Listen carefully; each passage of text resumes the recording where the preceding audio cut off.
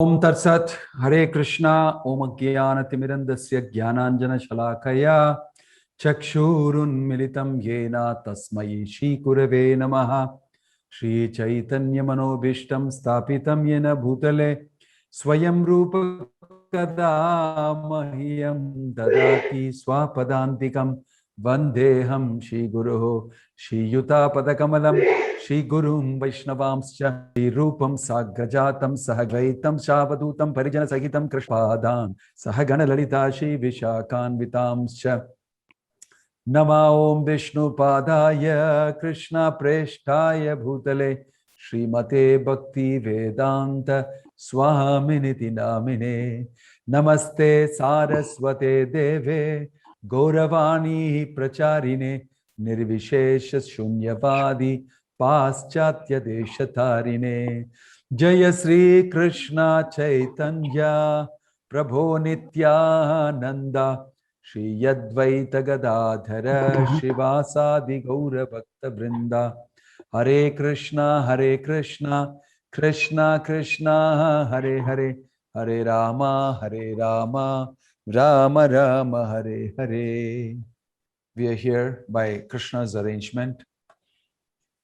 We have, in our progress, we have sort of discussed pretty much the 4th chapter.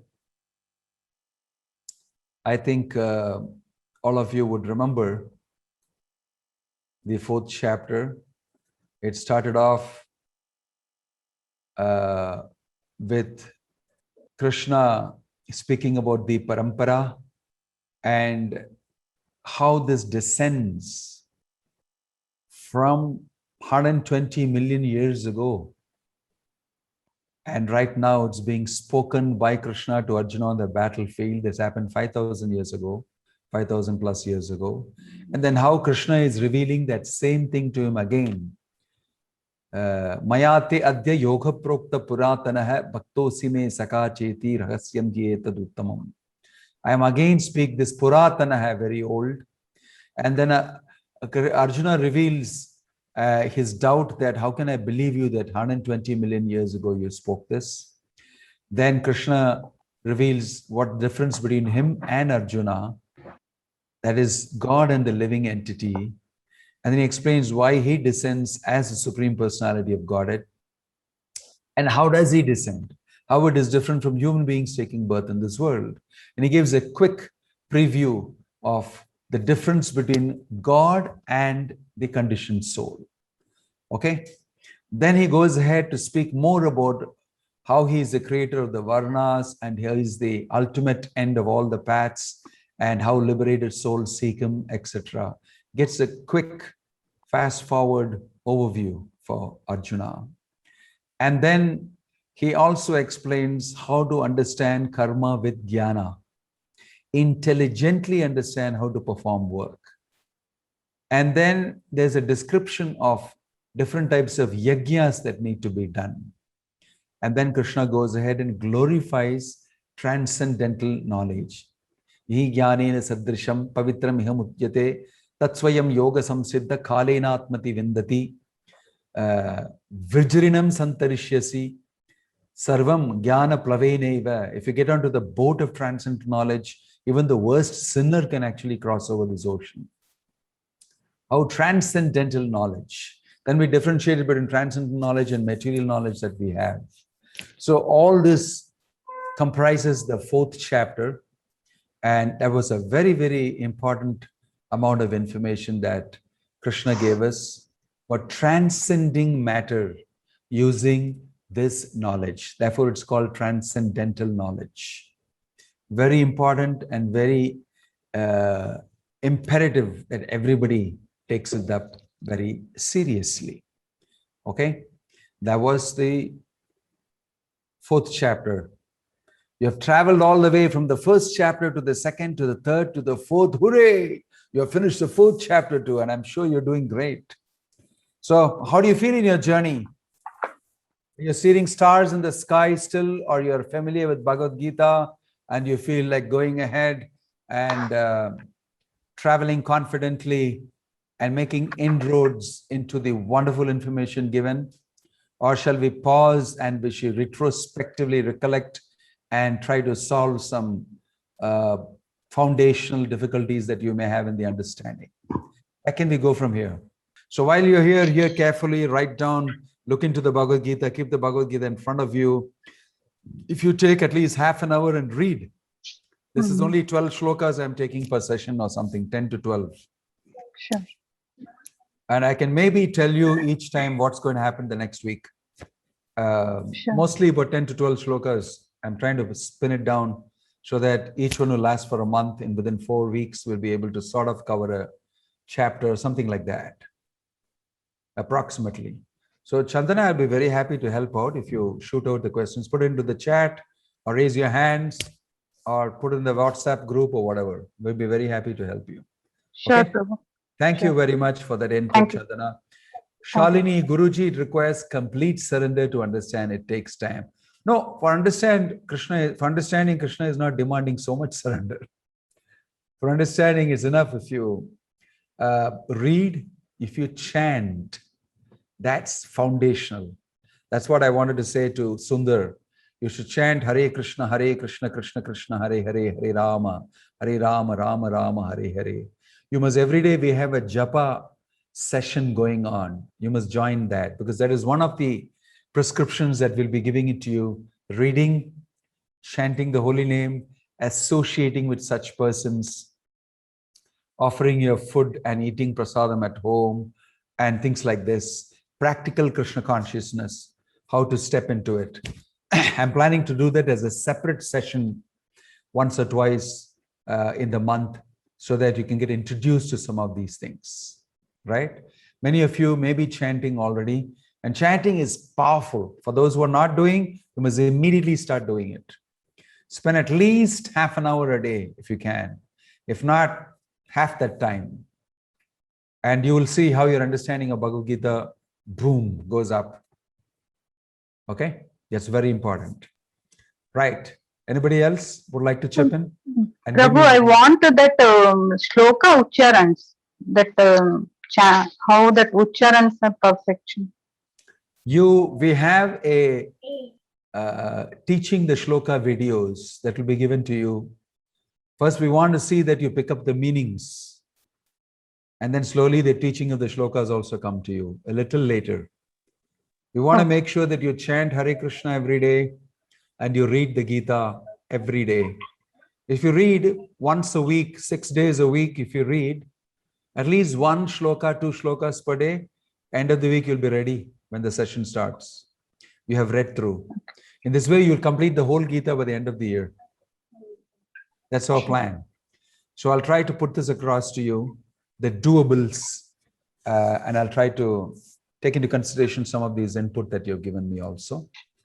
Thank you. Thank you very much. So here we go again. So Krishna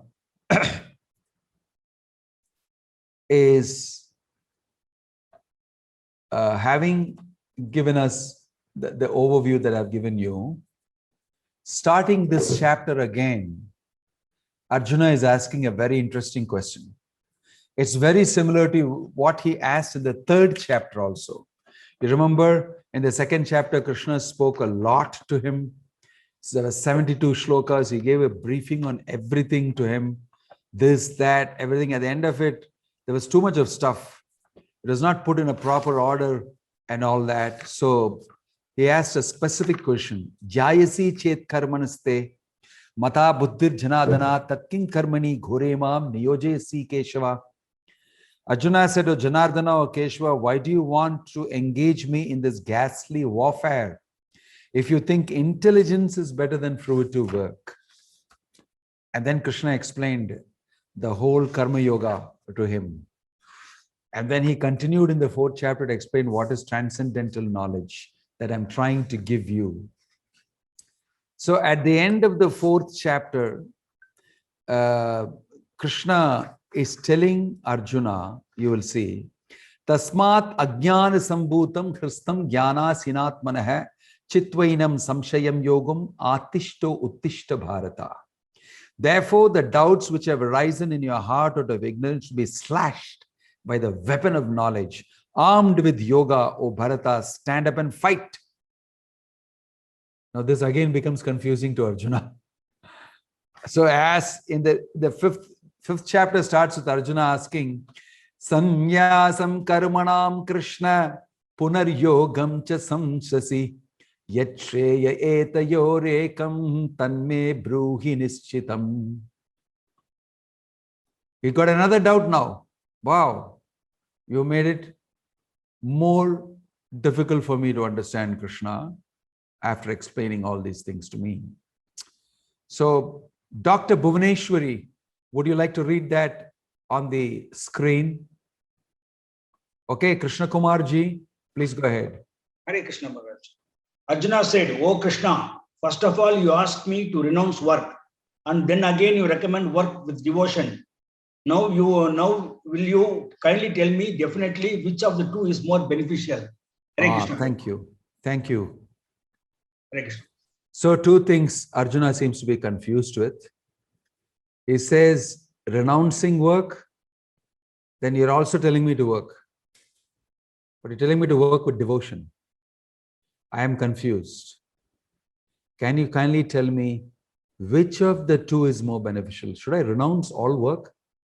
Or should I continue to work, but in offering to you that we heard, akarma, inaction, you know that shloka. So should I do akarma or should I renounce work?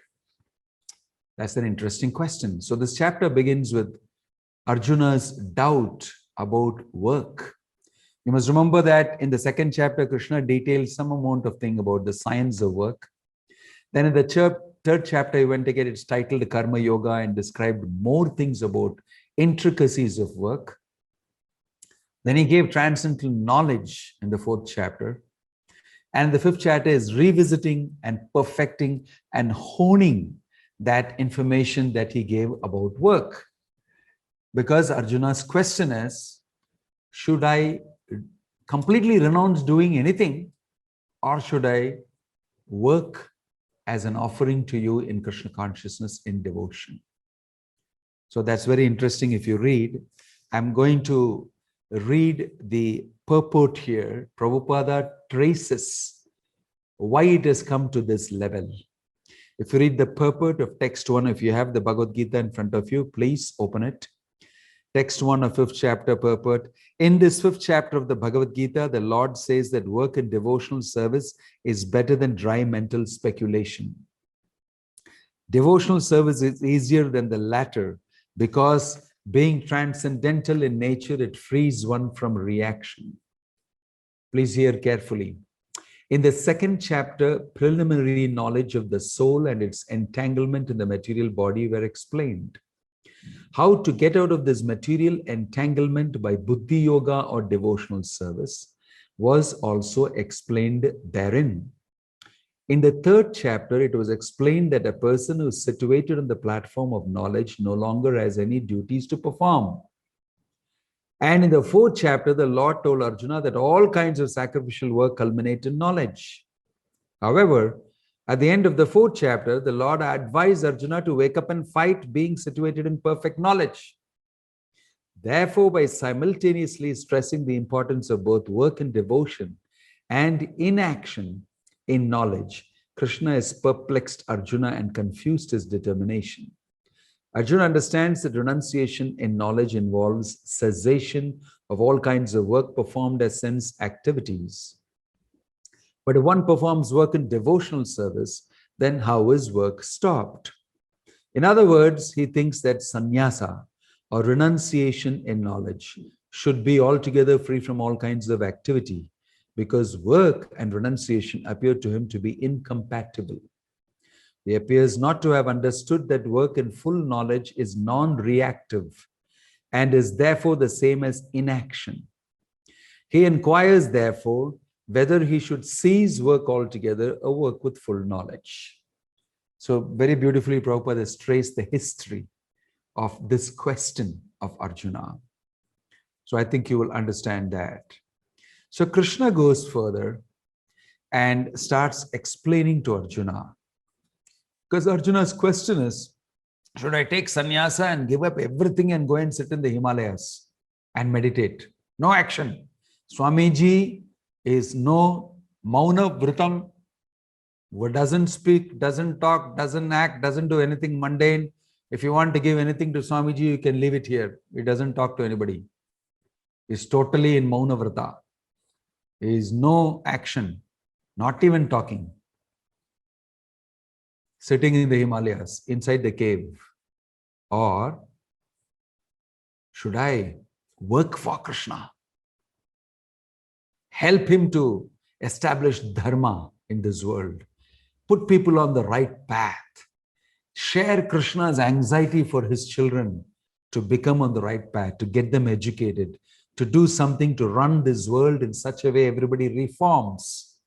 Should I do something like that?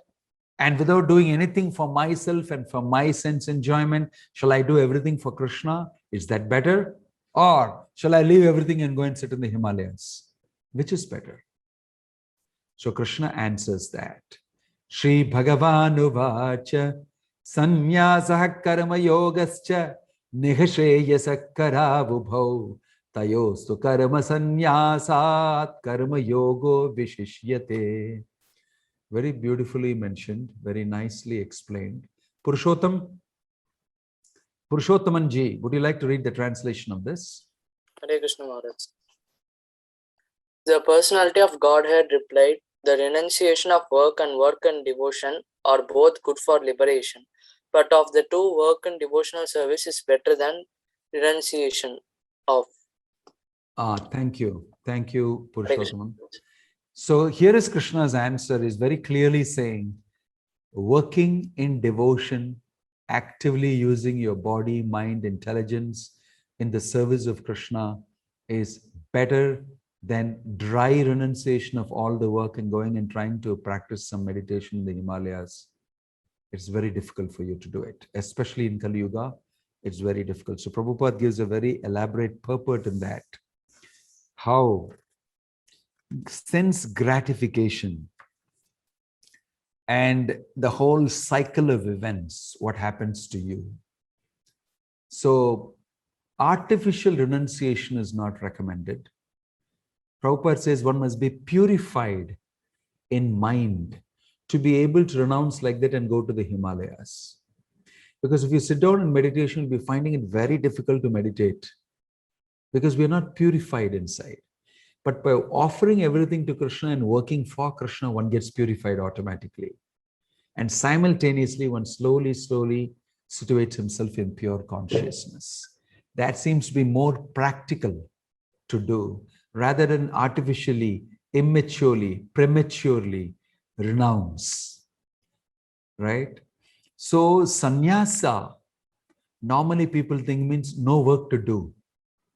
People will feed me. It is their duty.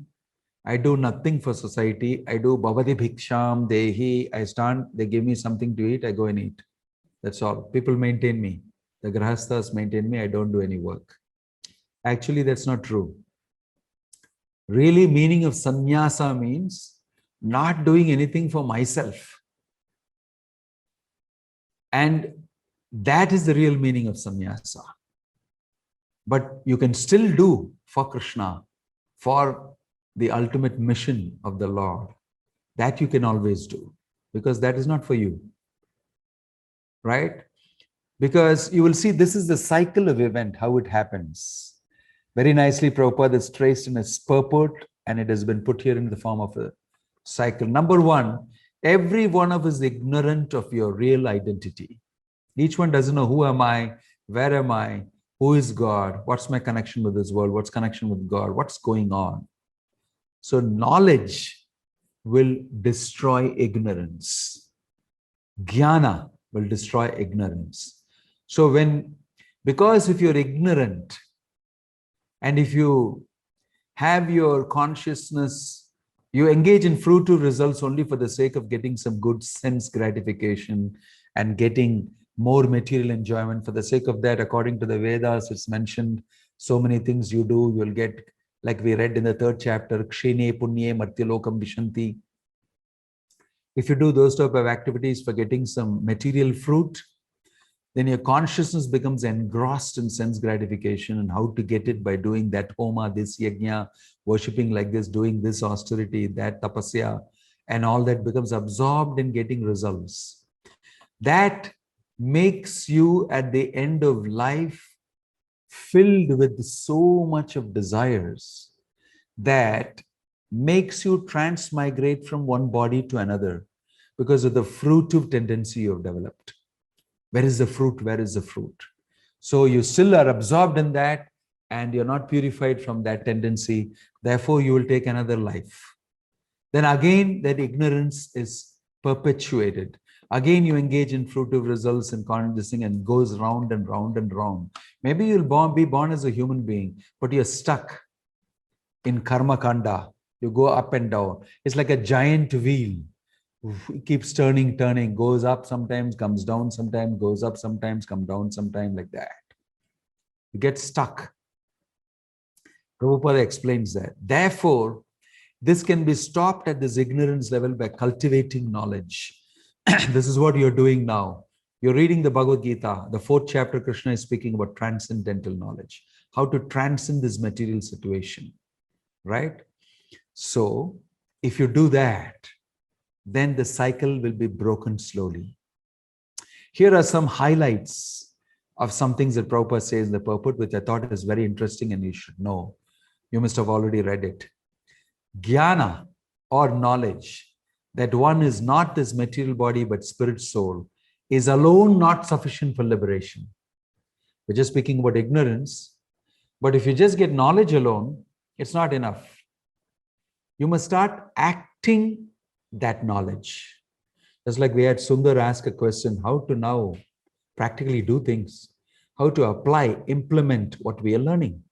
Very pertinent question. Prabhupada is saying in the purport, knowledge alone will not help you, right? You may have knowledge that I got 1 crore rupees in the bank. I've collected it, put it in fixed deposits, and I am free to use it anytime. The knowledge of money in your bank is not going to alone relieve your problems. Your problems of the loan you have taken there, or the payment you have to do here, or the money you need to spend for your daughter's marriage, all this will come solved only when you go to the bank, withdraw the money and spend it towards your daughter's marriage, to payment of the loan, to acquisition of property or something. Then only you enjoy and act based on that knowledge. The knowledge becomes transformed into action, and that action brings you fruit. So it's not enough. Knowledge alone is enough. Not, I am hungry, but that knowledge that my mother is cooking up a hot piping meal alone will not satisfy my hunger. My mother tells me, this is the menu, my dear son. Today the menu is this, and pasta and pizza and salad and Thai sadam and this and that, and there's a big feast. Oh, wonderful. And that alone is enough for you to, fill up your hunger and fill up your stomach? No. Knowledge of the menu is not enough for me. I need to go and ask for these constituents of the menu, take it, smell it, eat it, taste it, fill up my tummy and now it's complete. Otherwise, knowledge is useless if I don't use it, act on it, and accomplish something. So Prabhupada is saying here, action in the status of the spirit soul in full knowledge strengthens one's advancement in real knowledge. Very important point to learn. It's not enough if we keep speaking Bhagavad Gita alone to others. You should also act the Bhagavad Gita. You should also experience the Bhagavad Gita. You should be in that detached situation and do. So these are very powerful pieces of information that Prabhupada gives. I thought I'll highlight that to you. Third point is, action in Krishna consciousness purifies the heart of the conditioned soul. Automatically helps one escape the result of fruit of action. Always superior to renunciation, which always entails the risk of falling. renouncing, being involved in fruitive activity, being in cultivation of knowledge. These three things are there. Jnana, karma, and renouncing. These things are being spoken about here. How to do these three things in the proper way. And the best way to do all these three things is accomplished if you start devotional service to Krishna, which is what is the question of Arjuna. If you straight away starting practical devotional service with your mind, body, words, and your intelligence, manasa vacha diya karmana, then you will start experiencing that. That is what is the recommendation given here by Krishna to Arjuna. I'm not giving you this Bhagavad Gita just to put it up in the shelf and go around doing your regular things again. You should put the Bhagavad Gita to practice. This is how Krishna is telling Arjuna, don't run away from this problem. Use this knowledge, put it to action with detachment, with a service attitude. Fight for me. Why run away? You got the skill. You're a great warrior, you're a great administrator, you're a great Kshatriya. Use it to serve me and you'll reach the perfection of life. You'll get jnana, you'll get every result you need to get from karma, everything packaged in one you will get, right? If you simply perform action in devotion. So these are some highlights from that I wanted to tell you. Then Krishna goes further before coming to that. Let me show you how Krishna goes further to explain the nature of that type of a person who does this. Text 3, he explains, Geyahassa nitya sannyasi yo na dveshti na kankshati nirdvandvo hi mahabaho sukham bandhat pramochyate. We all have an idea about who a sannyasi is. We think that sannyasi will be a person who closed up sitting in the Himalayas somewhere, doesn't see anybody, very difficult to see him. Once in a while, you see him coming out with a danda in his hand and everybody plays obeisances, takes his blessings, and that's it. He doesn't speak, he doesn't do anything. No. Actually, that's not the definition of a sannyasi Krishna gives in Bhagavad Gita. Sannyasi is an active person.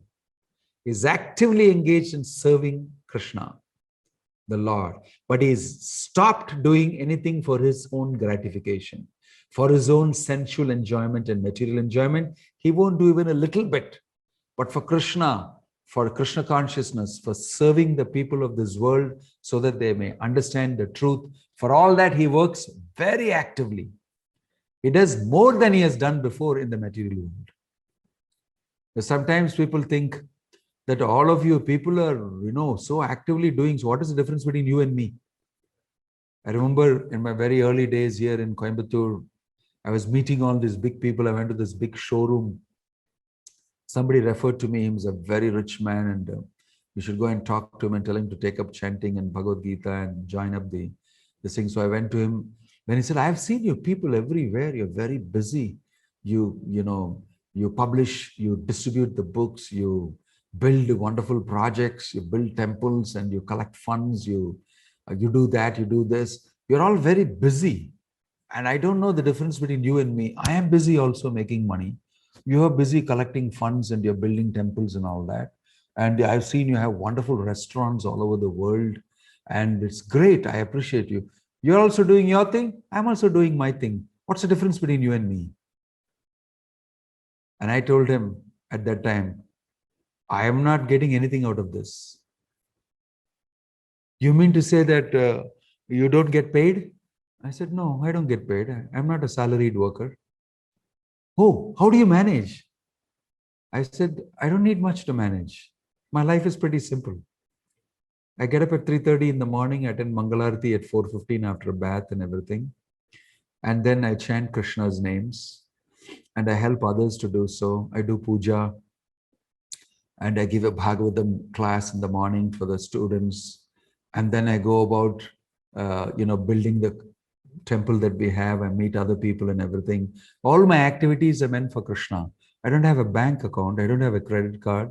I don't have anything. I just need a dhoti and a kurta a little bit. And that is given to me in the ashram. I get good food that is offered to the Lord. So you don't need any payment. They don't give you any payment. And this wife said, really? Very bad, yaar. She's telling the husband, how is this Swamiji living? Cooking and all you do yourself? He said, yeah, we get together and we cook. We are pretty good cooks. We'd like to invite you to come and take prasadam in the ashram sometime. Really? And then this whole mind changed. And then he said that, so everything you do, it goes, all the funds collected, all that this, everything is, yeah, we build a big temple, we distribute prasadam, we run a goshala, we have farms, we teach people simple living, we teach them Bhagavad Gita, we have an academy. And this is what I do. All my work has got to do with other people and bringing them to understand Bhagavad Gita and everything and helping them to lead a nice life in their house. And in this way, what do I get? He said, no, but you're enjoying, traveling, you're enjoying going to places, you're going. He said, well, that is part of this thing. Yes, you're right. But everything, so slowly, it unfolded in him that the result of my activities is not something that I get and I enjoy. The result of the activities is offered to Krishna, is offered. So in this way, you can see Krishna is bringing out the real meaning of what is sannyas. Some nyasa. Nyasa means to give up everything. So what do you give up? That's very interesting to know. So we're going to discuss that a little bit. Krishna gives more insight from the third and fourth. In the third shloka, the translation reads, one who neither hates nor desires the fruits of his activities. Go to text 3 and read that translation. One who neither hates nor desires the fruits of his activities is known to be always renounced. Sannyasi means it's not that he will do only things which he likes to do. Whatever needs to be done, he will do whether he likes it or not. Because why? It is a service to Krishna. Such a person, free from all dualities, easily overcomes material bondage and is completely liberated, O mighty armed Arjuna. So because of no likes and dislikes and ready to do whatever is necessary, he has no reaction. Just like the soldier working in the Indian army or the navy or the air force. It is not his choice. They'll say, go, come on, charge, shoot. He does what is required and he comes back. He may like it, he may not like it. But when he joins the army, he joins the air force, he has to do what he's been told and he'll do it. And he comes back. Sometimes he's victorious, sometimes he's not victorious. But he does his job. In the same way, a devotee, he just does what is the instruction given by Krishna. And that's what Krishna is trying to tell Arjuna. Nimitta matram bhavasavya sachin. Simply become my instrument. And everything else is already done for you. And you will be glorious. Why? Because this is the highest type of action that you can perform. In text 4, Sankhya yogo pritak balaha prabhadanti na panditaha. Like that, Krishna goes ahead and explains characteristics of these type of people and how people misunderstand a sannyasi. He should be a person who should shut up and go and sit in one place and do what is required. This is very beautifully described in Lord Chaitanya's pastime. He goes to Varanasi. And Lord Chaitanya is Krishna himself in Kali Yuga, the Yuga avatar. And he looks very beautiful. He's nearly 7 feet tall, golden colored complexion like Radharani's complexion. And his eyes are filled, very big eyes, brimming with tears. And from his mouth is always chanting Hare Krishna, Krishna Krishna, Hare Hare, Hare Rama, Rama Rama, Hare Hare. And he's enjoying the chanting of the holy name, absorbed in Krishna consciousness. So he will dance and chant in front of the temple, Vishwanath temple in Banaras. And he'll visit many temples and he'll dance and chant, especially in front of Lord Vishwanath. He will chant and dance the name. And everybody is very fascinated to see this sannyasi, beautiful looking young sannyasi. Lord Chaitanya was 24 years old when he took sannyas. He looks extremely attractive. So when he was dance and chant, everybody got very attracted, and along with him, they also started dancing and chanting. So the word went around to all the sannyasis there in all the big sannyasis, followers of Shankaracharya and everybody. So they started criticizing him. So why is this young sannyasi who looks so attractive dancing and chanting? We have never seen a sannyasi do this. This is not good. So they all passed comments. Said, call him. We want to meet him and talk to him. This is not sannyasa dharma properly. So everybody is invited to a Brahmana's house for lunch. And Lord Chaitanya came and all these sannyasis also came. So Lord Chaitanya, who is Krishna himself, wanted to teach this sannyasi exactly what's the real meaning of sannyas, as per what Krishna is saying here in Bhagavad Gita. Right? So he washed his feet in the tap nearby and sat down near the tap in the washing place only. But all these sannyasis were sitting inside in a beautiful place. And so they told him, come inside. He said, no, I am an inferior sannyasi. It's better I sit in this place only. They said, no, you please come in. And the leader among them, his name is Prakashananda Saraswati. He took his hand and brought him in the center. And Lord Chaitanya, because he's Lord Krishna himself, emitted an effulgence from his body. It was so brilliant looking. And a tejas came out of him while he was sitting there very nicely, calm, peaceful and collected. They became very awed by his presence.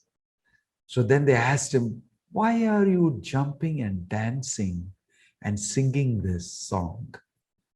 A sannyasi should be involved in studying the Vedic literatures and understanding what is Brahman. So Lord Chaitanya told very calmly, sweetly, Guru more murkha dekhi. He said, my Guru has told me that I am a fool. I will not understand the Vedanta sutras and everything. It is enough if you chant the name of Krishna. So therefore, I have to follow my Guru. So I chanted. And when I chant, so many wonderful things happen to me. Krishna comes so close to my heart. I can feel Krishna. I can touch him. I can smell him. So I become so awe-inspired and I dance in happiness. What can I do? I'm able to do only so much. Like that he said. He was actually telling them, it's not so easy to understand the Vedas by sitting in a corner and reading it. It's easier to understand the Vedas if you execute the order of the Lord in devotional service, actually. So there's a brilliant example, and they came to know, and they asked him more and more questions, and he answered the whole Vedanta Sutra. He explained the whole Vedanta Sutra in simplified format, like you'll read in Bhagavad Gita, Vedaischa sarve ahameva vedyah Vedanta krit vedavid eva chaham. Krishna is saying in Bhagavad Gita, I am the compiler of the Vedas. I am the knower of the Vedas. By reading the Vedas, you should get to know me. Ahameva vedyah. It is meant for understanding me. Vedanta krit. I only wrote it as Vedavyas. Vedavid. I only know it. I know the content very well. And the purpose is that you'll get to know me. Right? So, the real meaning of sannyasa is that you use all your faculties only to please the Lord. Your intelligence, your words, your body, your senses. That is the secret of renunciation that Krishna is teaching. Right? So here in text 6, you'll see, Sanyasastu mahabaho dukkhamaptum ayogatah yoga yukto munir brahma nachirinyati gacchati. Translation of text 6. Merely renouncing all activities yet not engaging in the devotional service of the Lord cannot make one happy. But a thoughtful person engaged in devotional service can achieve the supreme without delay. Then text 7, very interesting. One who works in devotion, who is pure soul and who controls his mind and senses is dear to everyone. And everyone is dear to him. Though always working, such a man is never entangled. We see the life of Bhakti Vedanta Swami Prabhupada. He simply worked for Krishna. At the advanced age of 70 years, he crossed the seas on a ship, traveling for 40 days in the ship, and reached foreign country with absolutely no currency, just $6 in his pocket, completely depending on Krishna. And he started this movement. In a span of 12 years after that, from 1966 to 1977, 11 years you can say, he traveled 12 times around the world, established more than 108 centers of ISKCON, published more than 83 volumes of books, and initiated thousands and thousands of disciples, and started a worldwide movement where everybody was chanting Krishna's names, and a lot of followers everywhere. Huge, humongous marketing of the Bhagavad Gita he did internationally, globally. He did not sit quietly in his mutt somewhere in Vrindavana and enjoy. He did this as a service to humanity. So following in his footsteps, all followers of Prabhupada actively engage in service. There's a lot of exciting, creative things to do in our temple. We seek a lot of volunteers to do many things in the social media, propagating Bhagavad Gita and the internet, in doing puja and meeting with guests and building projects and explaining to people in education institutions and parenting advice and children's books and teaching them and whatnot. So many gamut of activities involved. Everything can be used in the service of the Lord. So it's exciting.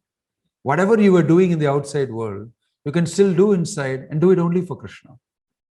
So Prabhupada explained this and engaged the whole world in Krishna consciousness. So it is described, therefore, this person, that's why Krishna is describing this person in the text 7 that you see. Yoga yukta vishuddhatma vijitatma jitendriya sarva bhutatma bhutatma kurvanapi na lipyate. Yes, please read that, Hema Malini. 5.7, you can see my cursor here. Read this translation. Yes, sir. One who works in devotion, who is pure soul, and who controls his mind and senses is dear to everyone, and everyone is dear to him. Though always working, such a man is never entangled. Yes, One who thank performs, you. Yeah, that's okay. That's Thank you, okay. sir. Thank you, Hema Malini. So, see what Krishna is describing about that person who is genuinely renounced. So, it is something to be understood. Renunciation means this. What can you renounce? Here, Prabhupada is saying, factually, nothing belongs to anyone. Then, where is the question of renunciation? Because everything belongs to Krishna. Isavashyam idam sarvam. It is his creation. So what are you renouncing? One who knows that everything is Krishna's property is always situated in renunciation.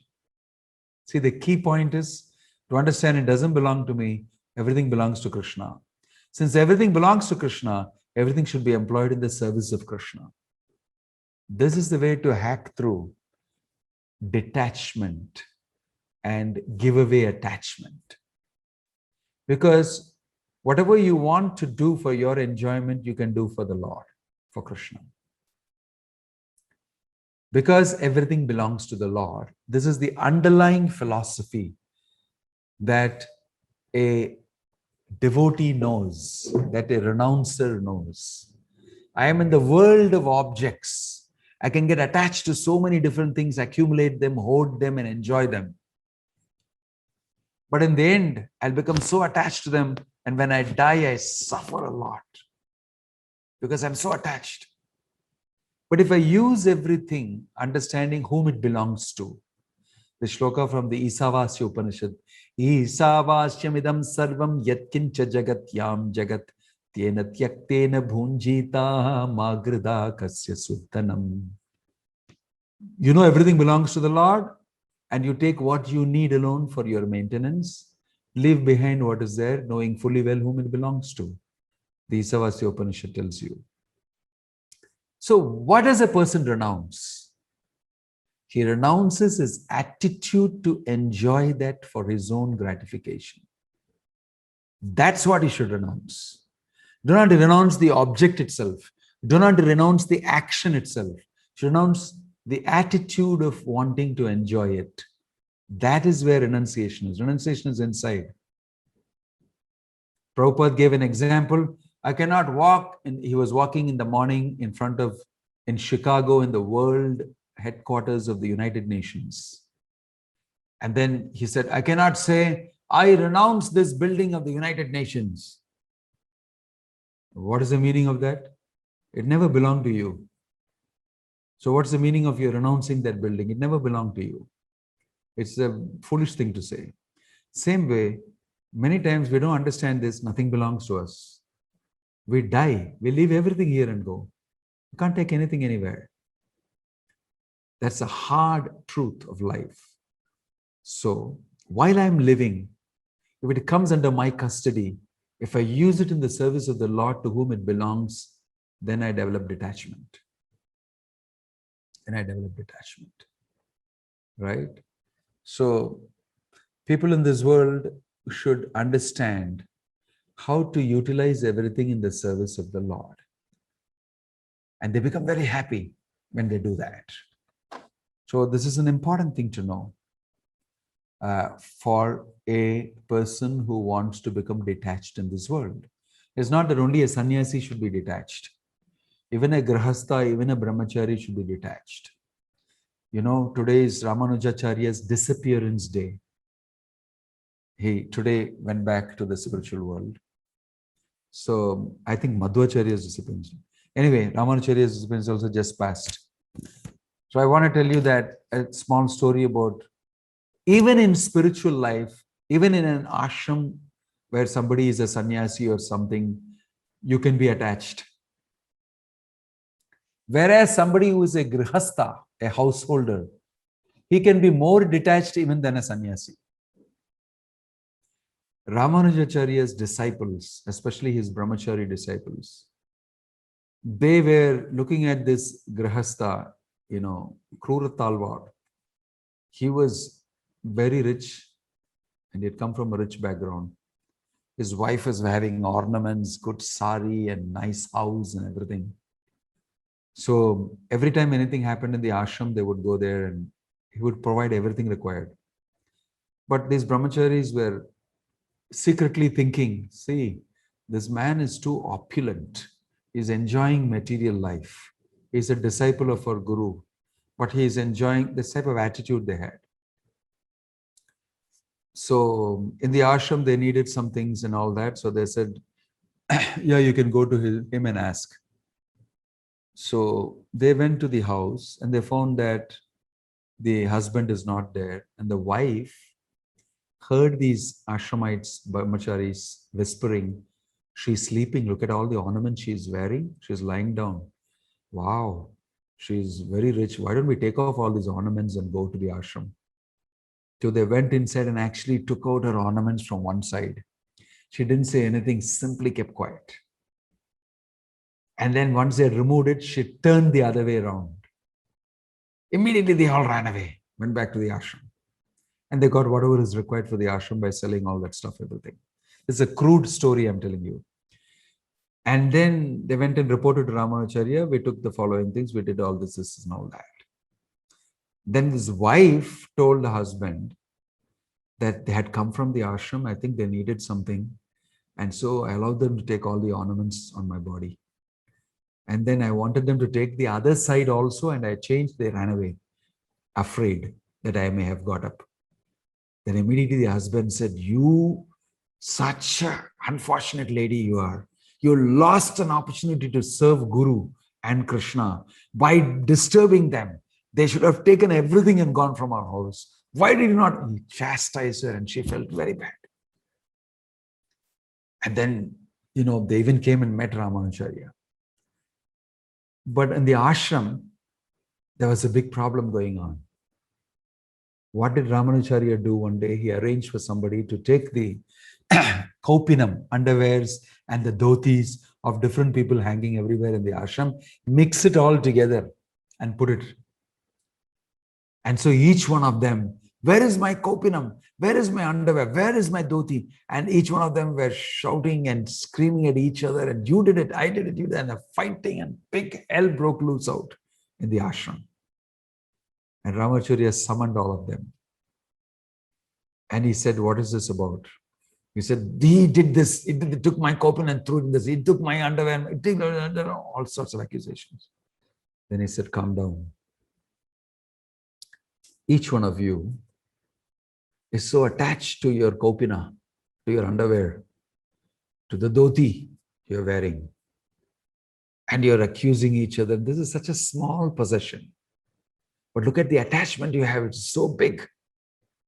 At the same time, when you went to the house of Kruratalwar and his wife gave you her ornaments, you said she was very proud and they had a lot of money and they were enjoying, they were all that.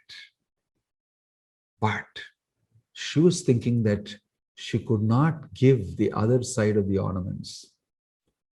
So look at your attachment to your underwear and your dhoti and look at their detachment towards their possessions. Which is greater?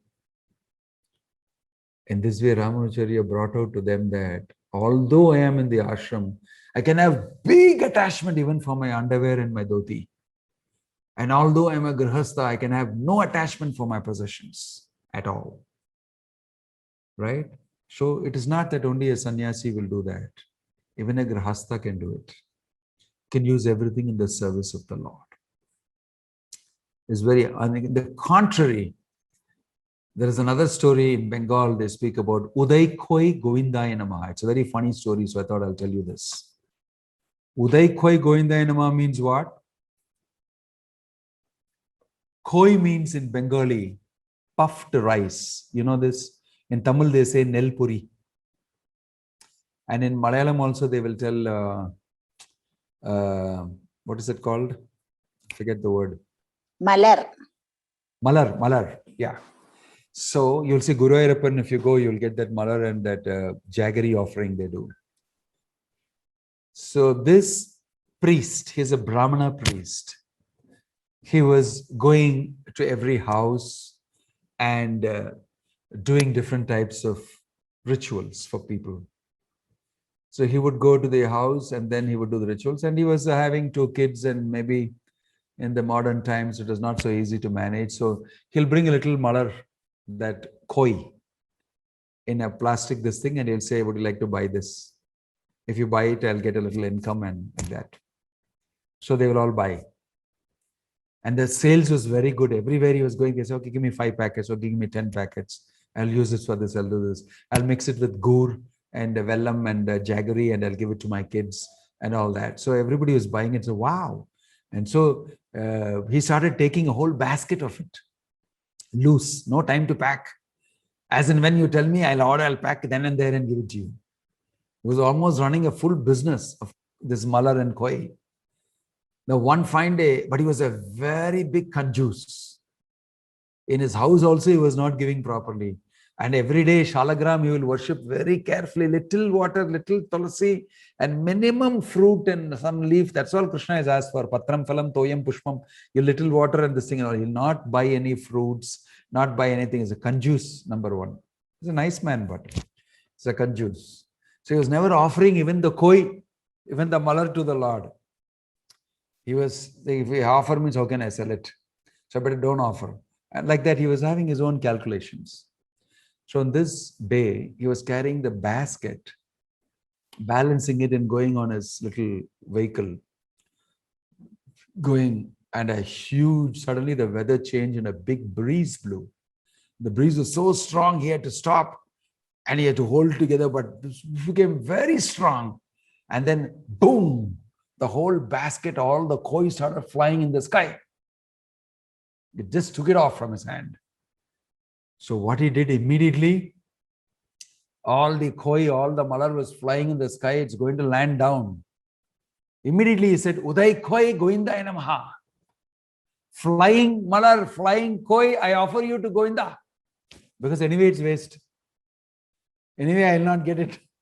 So when he knew that he is not going to get it anymore, it's going to waste, I can't sell it, he then only offered it to the Lord. But he was never offering it otherwise. He was never offering it otherwise. So sometimes in our temples, we have a code word. When some of our well-wishers now come and say, Swamiji, in my house we have refurnished. So I bought all the old chairs and the dining table and everything for use in the ashram. Dining table have one leg broken. Chair will have no backside. And another chair will have one leg broken. Like that, lot of things they come and dump. Then our devotee will say, this is Uday Koi. Uday Koi donation. Because they can't use it anymore. They come and give it. We want to give it for the ashram, for this thing. So we have title, this is Uday Koi donation. Just keep quiet and take it. So we have code words. This donation is Uday Koi. We can't use it because you have to spend so much more money to repair the table and all that. And who's going to do all that? We don't have time and we don't want the table also. We'll sit on the floor and put a mat and we will eat prasadam. What is there? There's no complication. So most probably it will be given to some firewood place or something. Or somebody, some of the congregation devotees will take it home and repair it and use it. So it's called Uday Koi. So sometimes people are so stingy, so attached in life that they can't see the light of the Bhagavad Gita's instructions here. So much attachment. So Krishna is speaking about all these things very beautifully here. We must understand the context of Krishna's information that he's giving us. Very important information Krishna is giving. So, in the 10th shloka here he is saying, which is again interesting, Brahmanyadhaya karmani sangam tyaktva karoti jah lipyase nasa papena padma patram ivampasa. One who performs his duty. Oh, okay, somebody can read that. Krishna's Gandhi. That's interesting. Krishna's Gandhi. Can you read that? Krishna's Gandhi? Hare Krishna, Maharaj. Maharaj, can I request you to actually, sorry, Maharaj, to ask you the sloka ID, Maharaj? 5.10. That is 10th verse of 5.10. I'm just looking, Maharaj. Translation. Yes. If you got Prabhupada's Bhagavad Gita. Yes, Maharaj. Of course, Please Maharaj. read that. Hare Krishna. Thank you for the opportunity. Shloka from 5th chapter. Translation. Yes, Maharaj. One who performs his duty without attachment, surrendering the results unto the Supreme Lord, is unaffected by sinful action as the lotus leaf is untouched by water. Very good. Thank you. Hare Thank Krishna. you, Krishna's Gandhi. Hare Krishna. Maharaj. Lotus leaf untouched by water. Padma patram ivambhasa. You know, lotus water stands just like that and just rolls down. It never wets the leaf. The leaf cannot be wet by the water. So although the leaf is in the water, it cannot be wet by water. Although this conditioned soul is inside the material world, attachment doesn't affect him. He uses everything in the service of the Lord without getting attached to it. This is smart living. Using everything in the service of the Lord and not getting attached to anything. Whatever the Lord provides, use it, otherwise be happy. So this is how this yogi is, this renounced person is. So in this way, Krishna is explaining to us very nicely how to renounce and what is the advantage of this renunciation. So today, parting shot, I'll give you one more example. All of you have seen this dry coconut, especially many of you from Kerala. dry coconut, copra, they will call it. Sometimes you will see it falling down in the sea in Kerala and floating. The whole coconut is floating around. If you take it and shake it, you can feel kadak sound inside. The shell is separated from the full, that coir covering. You can tear open the coir covering and then you get this hard shell. And if you open the shell also inside, it will be free from the shell, the copra. So such a person who is detached, renounced, he is inside the material world, but not attached. Just like the copra is inside the hard shell of the coconut, but is separated from it. Right? So you'll see Prabhupada quoting here Rupa Goswami, Iha yasya hare daser, karmana manasa gira, nikilashva apyavastasu jivan muktasa uchyate. Iha yasya hare dase, karmana manasa gira. So you can see that Prabhupada is quoting that in text 11. He is there in this world, but is not attached to it. He is in the world, but not of the world. Something like that. So this is training. Krishna is telling that this is what you should do and live smartly in this world. You can live very happily. You can be free from any reaction. You can get great advancement in your spiritual life. You can become detached. And this is smart living. Therefore, Arjuna, simply fight for me. Because I desire that this war happens and dharma prevails as per what I have set up. And everything will happen wonderfully. So finally, Arjuna acts exactly like this. He understands the science of renunciation. Okay? Any questions, you're free to ask now. Or any comments, you're free to ask. We have covered shlokas 1 to 12. In 12, you will see the steadily devoted soul attains unadulterated peace because he offers the result of all activities to me. Whereas a person who is not in union with the divine, who is greedy for the fruits of his labor, becomes entangled.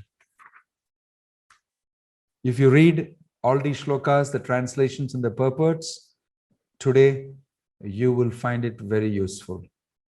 What are the things that you're very attached to? Make a list. Homework. What are the things that you're really attached to? You may not want to tell me. Everybody has got their pet peeves, as the saying goes. You don't want to make it a public announcement, but you make a list of that. And you'll see how this attachment is actually standing in the way of me growing internally. And find ways of how to use Krishna conscious solution and develop detachment. Read these purports and find out for this type of attachment, what should I do as per Krishna's instruction. Do this as a homework. I can say that small thing. Sometimes we tell people, don't be addicted to drinking coffee, tea, or don't be addicted to alcohol, or don't be addicted to smoking cigarettes or whatever. Something we are attached to, although we know it's harmful to us. You know that this is spoiling my spiritual life in some way or the other. Addiction to something, attachment to something, whatever. There are various types of it, from the subtle to the gross. So what I can do to change this in my consciousness and Krishna-ize it so that I can make it a Krishna conscious activity and not for my enjoyment, if it is possible, or find out some other way of getting away from it.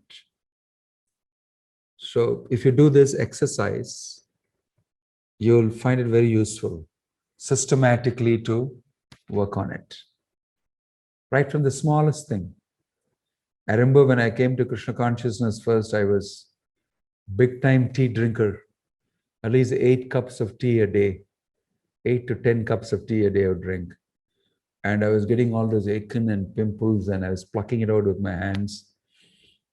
And the doctor said, you please do not drink so much of this. It's not helping you. Your body is reacting to it. You must not. I said, I cannot be without drinking something hot. And I like to drink tea. He said, no, no, no. And I found it very difficult. And initially, the devotees I met in the Bangalore temple, I remember, I told them I have to drink chai. I don't drink coffee, I drink chai. Then they said that, don't worry, it'll all be finished. They didn't say anything to me. They said, chant Hare Krishna and eat prasadam. And they said, read Bhagavad Gita. It's okay. If you want to drink chai, you can drink a little bit. It's not good, but it's okay. You don't have to worry about it. It'll go by itself. I said, what? Go by itself? Nobody has been able to do it to me. And that's it. I started chanting Hare Krishna. I started meeting the devotees, taking prasadam with them, coming on weekends, reading Bhagavad Gita, attending classes and everything. I thought so exciting Bhagavad Gita was. And then after some time, slowly, I didn't feel the need to drink tea. They told me, you can substitute. Then they told me you can substitute this. We got a tea powder. We are making this tea powder. This is not the regular tea. They gave me another powder. And I drank that and said, it's not as good as the chai, but it's okay. But then I started drinking that chai. And then it was very nice. And then I thought even that was not necessary. And over a period of time, I stopped drinking anything. And I was sitting and wondering, in about 4 months' time, this happened. I was wondering, how did I do this? It is not possible for me to do it for so many days. I came to know that Krishna says in another place, if you get a higher taste, you can give up the lower taste very easily. Right? You can give up the lower taste. So when you read Bhagavad Gita, you understand this philosophy, you start practicing, you will see it becomes very easy to climb up, elevate yourself. So try it out. Because today Sundar was telling me how to practically do it. This is one thing that you could do. Small thing.